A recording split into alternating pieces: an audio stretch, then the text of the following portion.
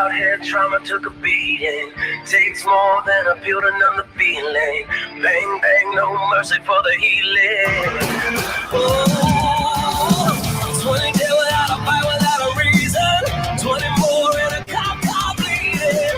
All trying to win a war without a meaning. Can you hear the cry? Like 1,000 sirens in the night. Like thunder striking. The sickness is rising. The angels are crying. That's the sound of a war on fire. War on fire.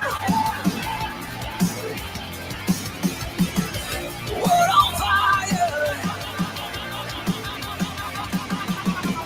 I'm 7 days down on the deathbed. Blame the God while choking on the violence. In the end, silence is deafening. Can you hear the cry? Like 1,000 sirens in the night. Like thunder striking. The sickness is rising. The angels are crying. That's the sound of a war on fire.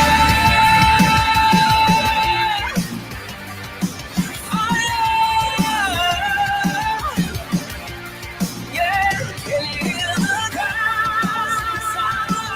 Like 1,000 sirens in the night. Like thunder striking. The sickness is rising. The angels are crying. What on fire? What on fire? What on fire? The sickness is rising. The angels are crying. The sound of a world on fire.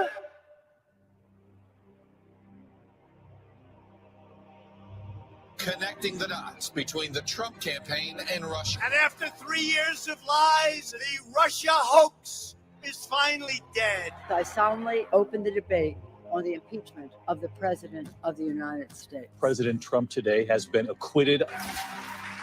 Speaker Nancy Pelosi appeared to take the speech in her hand and rip it in half. Wow. This is no time for Donald Trump hysterical xenophobia. One way you get rid of Trump is a crashing economy. So please bring on the recession. We will burn down this system. I'm hit left and right, left and right. This has been the most peaceful week these streets have seen. Facebook says it's taken down Trump re-election campaign ads. Over 300 videos were taken down. They are erasing everything. But the Chinese say China would prefer Joe Biden. Jobless numbers, the unemployment numbers for the month of June, going to be absolutely terrible. We built the greatest economy in the world. I'll do it a second time. Appears to be a stunner. Much better than The expected. U.S. added 4.8 million jobs. 1.8 million jobs. Greatest comeback in American history. No matter how hard they try to stop us, they can't. You protected your family. You defended your dignity. You recaptured your destiny. And you took back your country with that great election. You have always been loyal to this nation. Now you finally have a president who is loyal to you.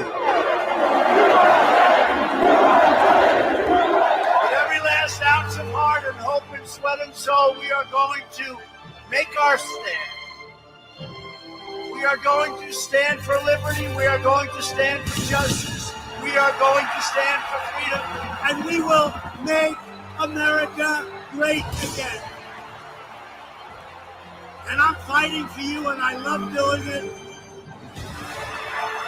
And I will never, ever stop. And you know that. The forgotten men and women will never, ever be forgotten again.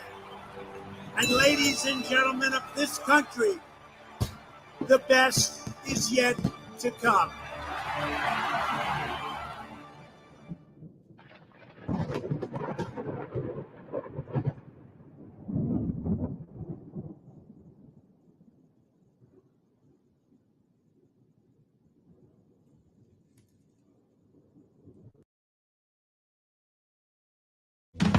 LGB. LGB. LGB. LGB. They say LGB everywhere I go. LGB. What it means, I don't know. LGB. Whatever it is. LGB. Kamala, help me, please. Please. Alrighty then. Thank you. LGB. That's let's go, Brandon, right? LGB. This means let's go, Brandon. Go. LGB. Sounds like let's go, Brandon, I guess. LGB. All right. Let's go, Brandon. I am Cornholio. Chant LGB. Right wing and left wing. LGB. Go, you know the thing. LGB. If you don't sing that back. LGB. And you ain't black. LGB. Let's go, Brandon. LGB. Let's go, Brandon. LGB. Let's go, Brandon. FJB. Let's go, Brandon. I'm Joe Biden, and I Forgot this. Greetings, my dear friends, and welcome to another episode of Reading Epic Threads. I'm your host, Patrick Gunnels, joining you this November 21st, 2023 at 9:25 a.m. Central Standard Time.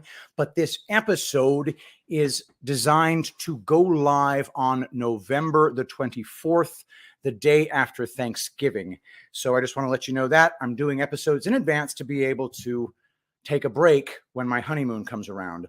In the meantime, go to angelpaste.com. Use promo code Shapiro to pry $1 from my grasping hands. Angel Paste is the best lotion the world has ever known. Invented by my sister Barbara as a way of minimizing scarring after cosmetic surgery and manufactured by her in her home in Spring, Texas, Angel Paste consists only of food-grade plant oils, none of the poisons, none of the preservatives, none of the water and drying agents that you'll find in every other lotion in the world.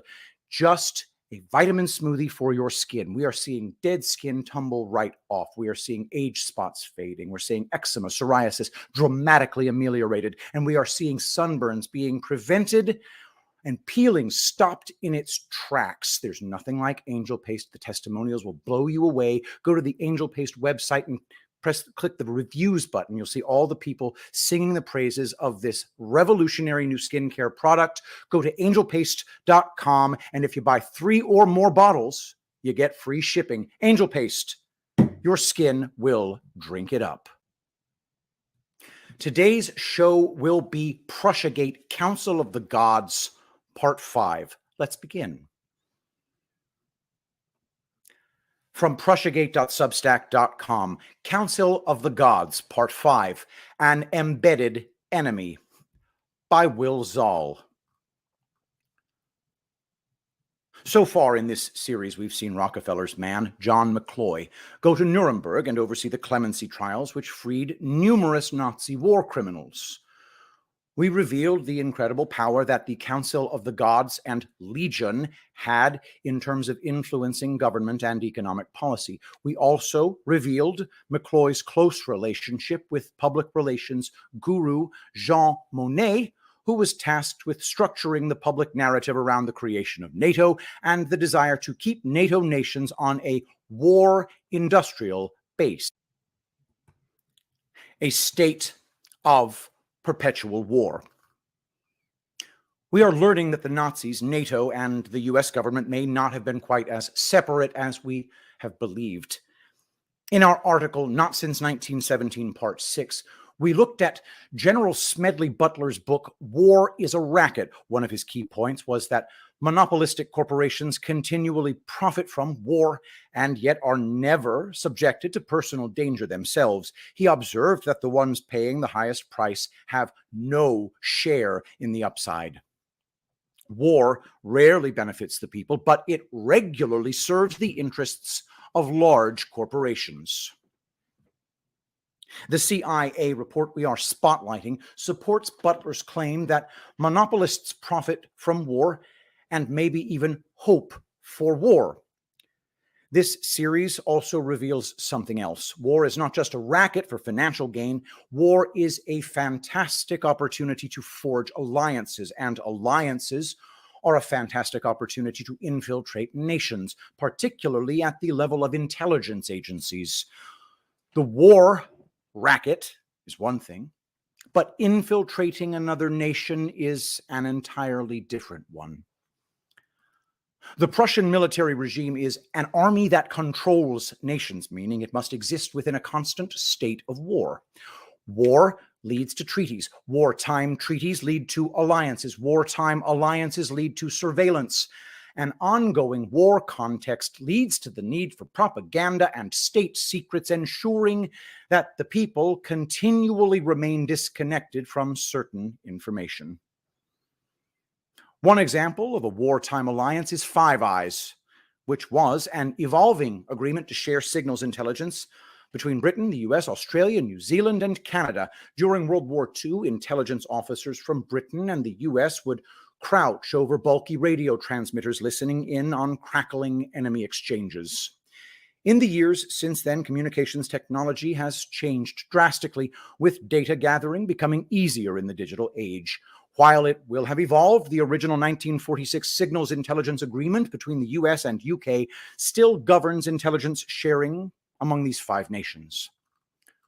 During World War II, the Nazi regime set about constructing the required global infrastructure and relationships, which would eventually forge a powerful connection with the US and lead to significant global reach. Quote, at the same time as the West was planning its covert operations against its World War II ally, it also created the formation of the Terror Club, known as NATO, the North Atlantic Treaty Organization. Almost in its entirety, it was a Nazi enterprise. Nazi General Reinhard Gehlen, for example, who had headed the Russia desk in the Oberkommando der Wehrmacht, OKW, Hitler's supreme headquarters, and a consultant on the final solution, was secretly brought to the United States, where he would deliver his vast storehouse of previously hidden files on the Soviet Union, and then set up the Russia desk for the soon-to-be-formed CIA. Gehlen would then be returned to post-war Germany, where he was put in position as head of Germany's new Bundesnachrichtendienst, BND, the German Secret Intelligence Service. That's from voltairenet.org, articles 174656.html. Reinhard Gehlen was a significant figure in this wartime regime that was being embedded into key nations.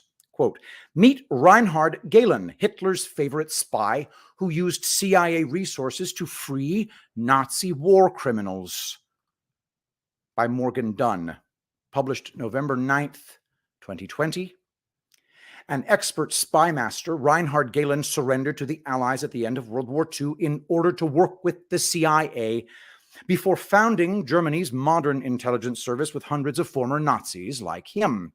Richard Gehlen was born into a family of loyal Prussian militarists on March 3rd, 1902.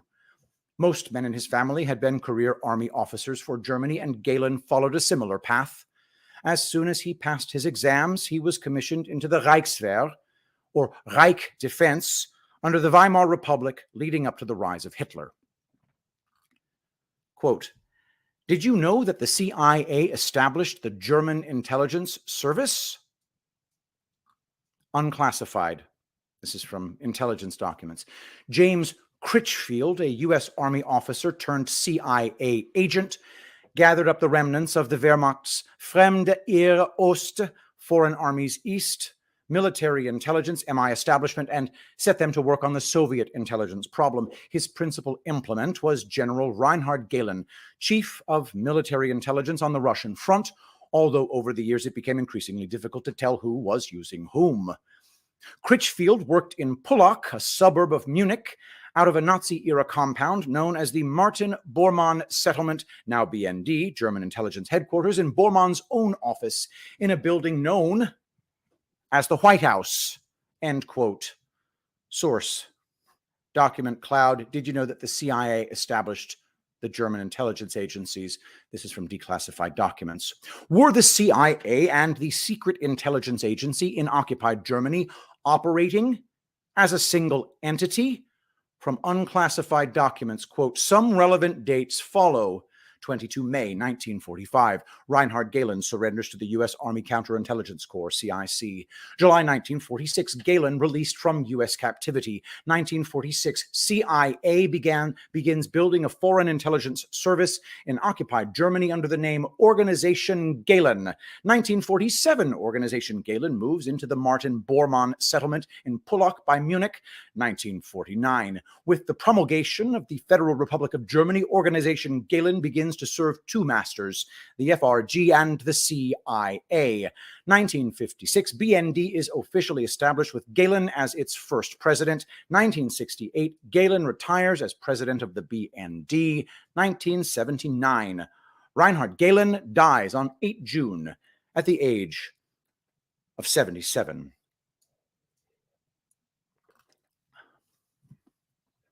Gehlen was certainly no international man of mystery, at least not in the eyes of the CIA. Quote, the group was headed by a lean, balding man in a lieutenant general's uniform. He immediately declared he and his subordinates could provide the American command with information of extraordinary importance. When the general gave his name, it made quite an impression. General Reinhard Gehlen was well known to the heads of the American Secret Service. In Hitler's general staff, he headed the Fremde Heere Ost, Foreign Armies of the East department, directed the spy service in Eastern Europe, and was one of the greatest masters of espionage in Hitler's Reich. Here is what the West German newspaper Aachener Nachrichten says about this episode. Quote, during the 1945 catastrophe, General Gehlen fled to the West, taking extremely important secret documents with him. He managed to save many top-secret lists of German agents operating in the Soviet Union. His ideas made a strong impression upon the heads of the American intelligence, as did the materials which he turned over to them. End quote. Next quote. Gehlen was sent to the United States capital, Washington, in a special aircraft. He did not remain there long. When all the plans for creating a new spy system at the service of the United States were approved by the Pentagon, he was brought back to West Germany. Thus, Gehlen's career of espionage began. He was serving the United States of America. Quote, the Americans were delighted with his work and willingly permitted him to increase the number of his workers and to expand his sphere of activity. Aachener Nachrichten said, the Americans paid all expenses. Gehlen received much praise, both from his American patrons and from the Bonn government, that's West Germany, for the reliability and accuracy of his espionage data, the American journal New Republic stated. End quote. Gehlen, quite literally, had designed the U.S. spy network with full approval of the Pentagon. Despite praise from some American patrons, some were not as excited about the character of those now running U.S. intelligence. Quote, despite the strict secrecy, some data has gotten into print concerning the personnel of the general's service.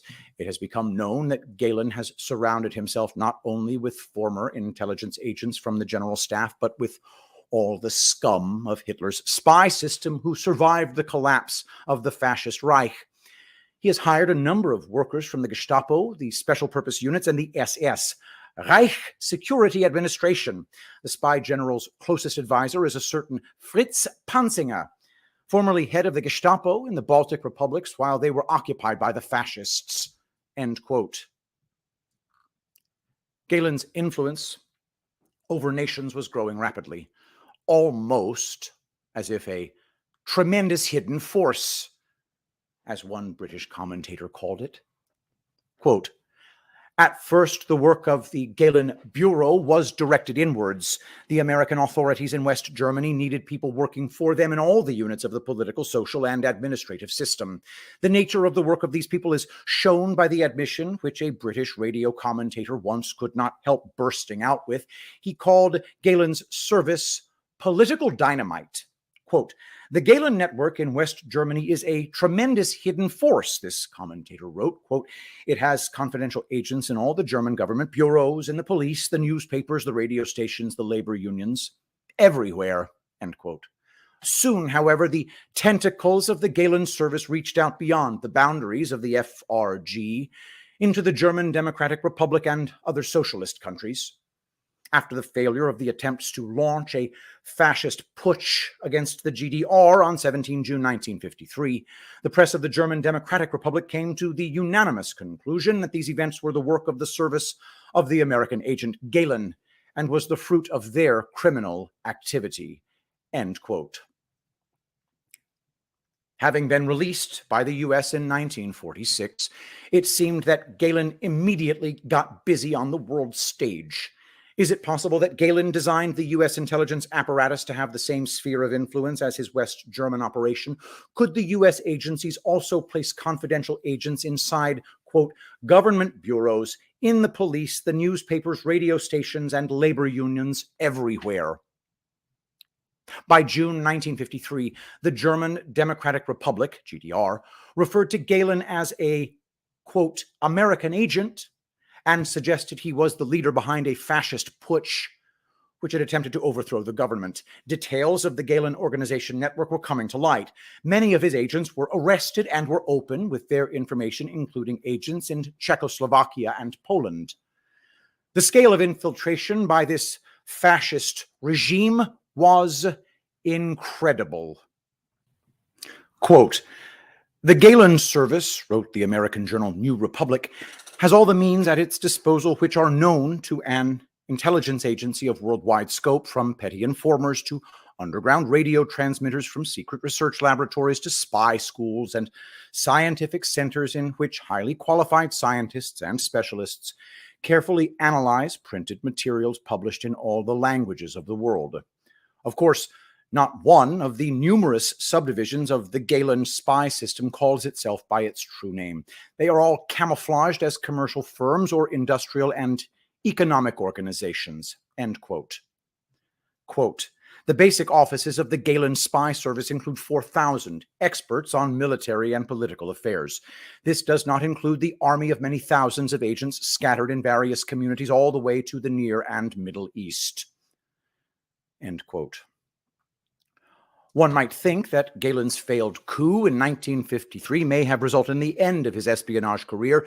It appears more as if it heralded the beginning of a new phase. Quote, in the spring of 1956, the American authorities transferred Gehlen's agency to the West German government.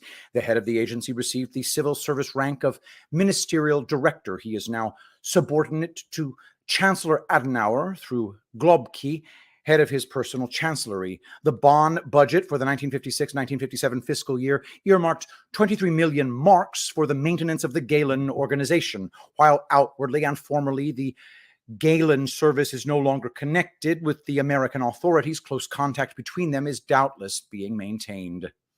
End quote. Was Gehlen the frontman of the invisible Prussian army, expanding its espionage network into the entire world after World War II? With this benefit of all this hindsight, and given that the Five Eyes Signals Intelligence Agreement between the US and Britain was established on March 5th, 1946, is it conceivable that Five Eyes also had Nazi fingerprints on it? Recall that Canada joined in 1948 and Australia and New Zealand in 1956, which was the same year that Gehlen got his 23 million marks. Whatever intention was behind these happenings, the global spy network was expanding.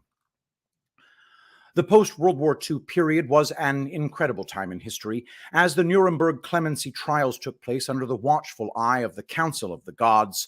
The U.S. Army had their watchful eye on the Gehlen organization. Quote, in meeting with Zimmer in late 1948, Parilli was on the verge of making contact with the Gehlen organization, the nascent West German intelligence service. Parilli felt that Zimmer could be of benefit in reestablishing ties with many of his wartime German intelligence officials, now in the service of the United States. In fact, Parilli's visit to Germany smoothed the way for Reinhard Gehlen, head of the German service, to travel to Rome in January 1949, accompanied by Colonel William R. Philp, the U.S. Army officer responsible for the Gehlen organization. Gehlen met with the American military attachés in Rome, Madrid, and Paris. The meetings in Rome were particularly important because Galen wanted to renew his wartime ties with the Vatican. End quote. This is from the CIA documents that are unclassified.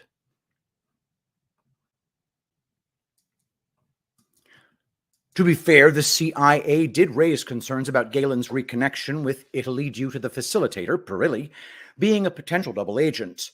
However, these concerns gradually subsided as the original personalities grew old and the newly established bonds of infiltration grew stronger within the camouflaged commercial firms and industrial and economic organizations. Not only did Reinhard Galen help establish the CIA and German secret intelligence, he was working with the CIA on strategic global policy, even being personally connected with U.S. Army Commander General Lucian Truscott. Quote, "Dear General Galen, I have read with great interest your study Gedanken zur Weitlage, dated 6 July. My senior intelligence officers and I have found it both stimulating and helpful to us in the difficult task of sketching trends over a long period ahead. It had been my plan to send you in some detail my written comments, but since General Truscott has been here with us during the past week, I have had a chance to discuss your memorandum with him. Accordingly, he will be in touch with you on this and other matters upon his early return to Germany. Sincerely yours, Alan W. Dulles, Director." End quote. CIA Director Alan Dulles' letter, shown here, was a response to this letter from Galen, who outlined his Gedanken zur Weltlage, or thoughts on the world situation. Quote, "Dear Mr. Dulles, General Truscott asked me to write down my general estimate on the political situation of the world and the possible trend for the next years.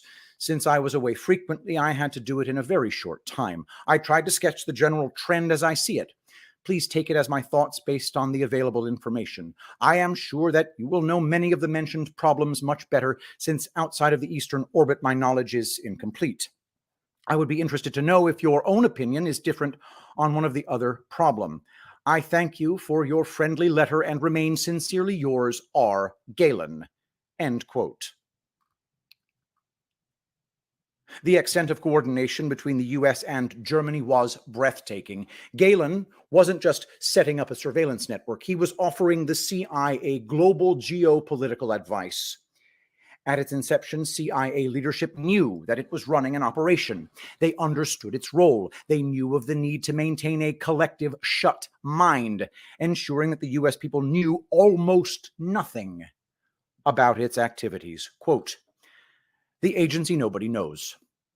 In this all-pervasive atmosphere of the shut mind and the distorted fact, Central Intelligence is the key, the vital agency. Yet, it is the one agency of government about which the American people are permitted to know almost nothing. The one agency over which their own elected representatives are permitted to have virtually no control. CIA is the only agency whose budget is never disclosed." End quote. Was it possible that the CIA was running the most sophisticated propaganda program the world had ever seen against its own people? The ongoing context of war provided the pretext for this level of surveillance and secrecy. The control after the war wasn't about to loosen. The end of World War II saw the arrival of numerous peace treaties and trade agreements. Were trade agreements the new means by which globalist corporations and bankers would control humanity? Is it possible that peace treaties are just trade agreements in disguise? As we look around the world today, we notice that the threat of war always seems to be present. In recent years, the world was even plunged into a war with an invisible virus that required nations to sign even more agreements. At the time of writing, the latest treaty being mandated by the World Health Organization is called the Pandemic Prevention, Preparedness, and Response Accord. This places member nations under the Constitution of the World Health Organization. Does moving a nation into this international jurisdiction during a declared global pandemic circumvent the rights of individuals? What does this mean for human rights and national constitutions? The WHO state that this accord is, quote, a global process to draft and negotiate a convention, agreement, or other international instrument. Exposure before extraction. The entire world is now witnessing this globalist regime being exposed. How this plays out is anyone's guess. However, it is beginning to look like this is a mess that we, the people, will need to unravel ourselves, as it appears that our respective governments seem incapable or unwilling to do it for us. As we look at the WEF, the WHO, and other globalist entities, we observe them actively trying to maintain a perpetual state of fear. Their primary tools of choice are war, global pandemics, and never-ending cyber threats. World Health Organization, Marburg virus disease. IMF says world needs to prepare for World War III. Billions will die. World Economic Forum. The Five Eyes, the Intelligence Alliance of the Anglosphere. Quote, so, after more than 70 years, the Five Eyes is widely regarded as the gold standard of intelligence alliances. Its scope grows accordingly with the new technologies and the following evolving security concerns arising from these new technologies. Thereby, the eyes have in mind that the digital world cannot be underestimated. The opponents of the UK and the United States recognize that, as well as the number of cyber attacks grows unceasingly. End quote. In part 2 of this series, we learned that NATO had been deliberately created with a war industrial base under it. Incredibly, a familiar name was involved in NATO as well. Quote, new tasks face the Galen Organization with the inclusion of West Germany in the North Atlantic Treaty Organization, the creation of a West German army for the purpose of revenge, and the related increase in the proportion of German militarists in NATO. A special Austrian division of the Galen Service is promoting the goals of direct preparation planned for many years for an Anschluss with Austria. This division is called Süd, South, and has strongholds in Salzburg, Linz, Graz, Klagenfurt, and Vienna. As is the case in other units of this service, the personnel of the Austrian branch are recruited from specialists with a Nazi background. One of the leaders of the Austrian division is Wilhelm Hertha, formerly an associate of Kaltenbrunner, chief of the Gestapo. In particular, activity was shown by the Galen German-American espionage network in Austria during the counter-revolutionary putsch of the Horthyite underground in Hungary. Austria became a transfer point for the deployment of persons and armaments to support the armed action against the popular democratic system in Hungary. The Galen Service, operating in close contact with the United States intelligence, undertook to organize this deployment jointly with other imperialistic intelligence agencies. In West Germany, people speak openly of Galen's participation in the events in Hungary. It was this agency that sent hand grenades disguised as canned goods from the Federal Republic of Germany to Hungary, end quote. Given NATO still exists today, it is worth noting a question that more people are now contemplating. Did World War II ever really end? Whatever the case, the world is still living under numerous modern versions of wartime treaties. These treaties create a realm of international law and call for the agreement of sovereign nations. Many are requesting whether the unelected leaders within global organizations such as the WEF and the WHO actually have the best interests of the people at heart. An unknown enemy is impossible to defeat. However, a known enemy can be defeated. For this reason, victory over this horrible, invisible enemy requires exposure before extraction. It seems that it is up to we, the people, to drag this invisible enemy out of the shadows where it has remained for so long. To be continued. And that is part 5 of Council of the Gods from the Prussiagate series. Part 6 comes up next, and that will conclude the series. And then I think I'll be more or less up to date with Prussiagate. Prussiagate, guys, if there's a series that I've skipped, anybody who knows Prussiagate and knows that I have a series that I've skipped, let me know so I can cover it. In any event, magnificent work by the Prussiagate guys, really, really pulling back the curtain on the horrible invisible enemy. Guys, go to angelpaste.com. Use promo code Shapiro for a solid, amazingly generous $1 discount. Angel Paste is the best lotion in the world. Food-grade plant oils only. Makes dead skin fall off, prevents peeling after sunburns, makes age spots fade. It's good as a hair conditioner. Angelpaste.com, promo code Shapiro, buy 3 or more bottles, bam, free shipping. Your skin will drink it up. All right, everybody, let's pray. Saint Michael the Archangel, defend us in battle. Be our protection against the wickedness and snares of the devil. May God rebuke him, we humbly pray. And do thou, O Prince of the heavenly host, by the power of God, cast into hell Satan and all evil spirits who prowl about the world seeking the ruin of souls. Amen. I love you all. Thank you so much for being here, and I'll see you tomorrow. I will be the greatest president that God ever created.